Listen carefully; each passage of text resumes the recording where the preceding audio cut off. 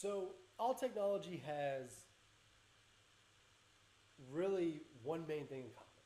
It is extremely hard to lock the technology down in a manner that it is completely secure and that it is convenient for a user to use.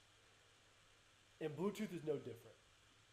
Bluetooth has a number of vulnerabilities, and we're going to talk about three here today. And the first one is blue starfing.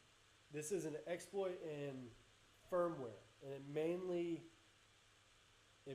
affects older devices, but it is still relevant today.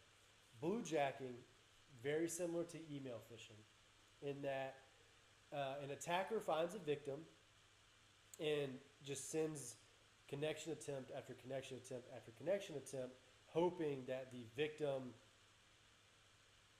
hoping that they get a response from the victim. Just like email phishing, the attacker sends out 1,000 emails, hoping that one user opens it. And Blueborn is not a vulnerability in itself, but it is a collection of vulnerabilities. So the collection of vulnerabilities affects many different operating systems. We'll see Android in there, iOS, Linux. An example of a Linux kernel vulnerability was there was a buffer overflow vulnerability. Apple had a heat-based buffer overflow vulnerability built into how they implemented Bluetooth. Bluetooth has its own share of issues,